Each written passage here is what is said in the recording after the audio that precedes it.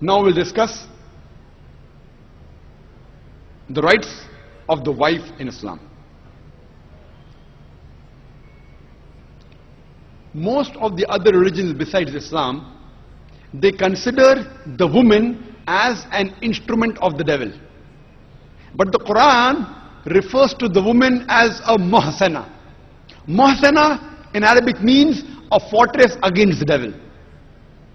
Because a pious woman who's on the straight path, she prevents the husband from deviating and going on the wrong track and keeps him on the Siratul Mustaqim. Therefore she's called as a muhsana, a fortress against the devil.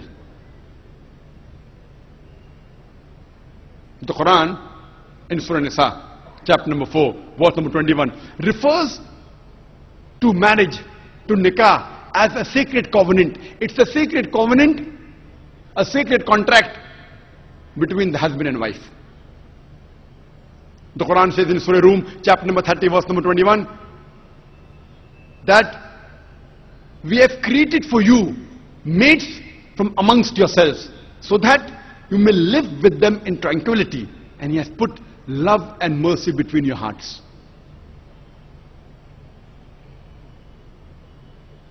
The beloved Prophet Muhammad, he said, it's mentioned in Sahih Bukhari, volume number 7, in the book of Nikah, chapter number 3, hadith number 5066. The beloved Prophet said, O young people, whoever has the means to get married should get married.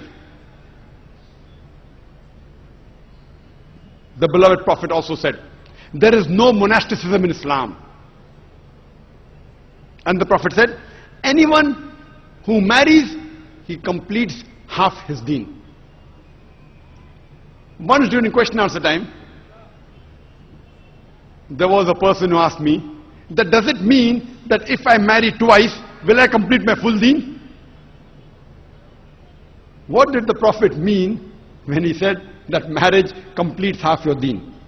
Marriage prevents you from promiscuity, from fornication, from homosexuality. Only if you marry do you have an opportunity to be a husband or a wife. Only if you marry do you have an opportunity to be a father or mother, which are very important duties in Islam. So irrespective whether you marry once or twice, you only complete half your deen.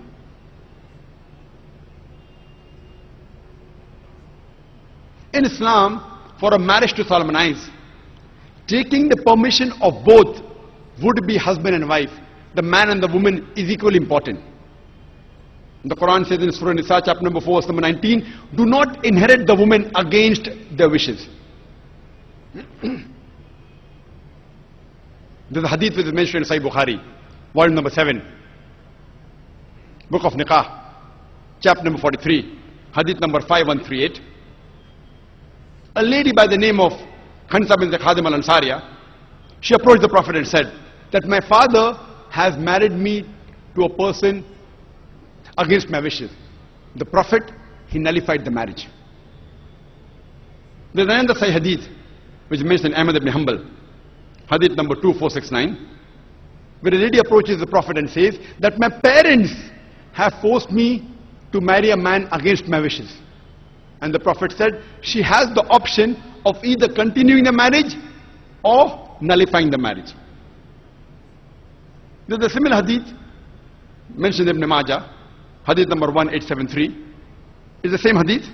A woman approaches the Prophet and tells her that my parents have forced me to marry against my wishes. And the Prophet says you can either continue the marriage or you can nullify the marriage.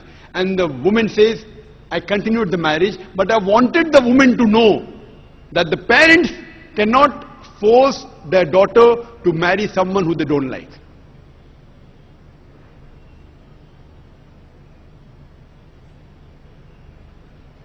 The Quran says in Surah Baqarah, chapter number 2, verse number 228, that the women have rights similar to those against them on terms equitable, but the men have a degree of advantage. Based on this verse of the Quran, men and women are equal except in leadership. The Quran clearly says that the women have rights, those similar to them, on terms equitable, but the men have a degree of advantage. Now many of the men in Islam, many of the Muslims, they misunderstand this ending phrase that the men have a degree of advantage, and they think that men are superior. What they're quoting is the verse of the Quran which was recited by a wonderful Qari from Surah Nisa chapter number 4 verse number 34, which says, Ar-rijalu qawwamuna 'ala nisa, that the men are the qawwam of the women. What is the meaning of the Arabic word qawwam?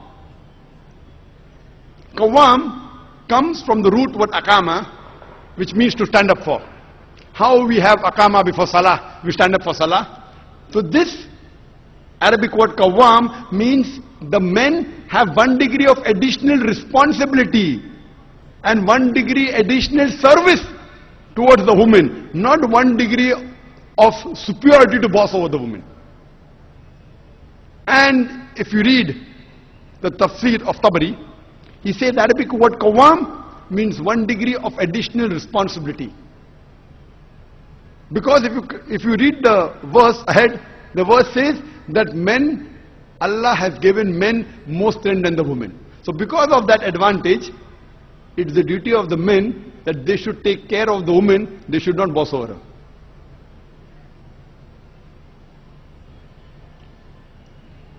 Furthermore, Quran says in Surah Nisa, chapter number 4, verse number 19, that treat your wives with equity and kindness, even if you dislike her. Means even if you don't like your wife, yet treat her with love and compassion. And treat her kindly, even if you dislike her.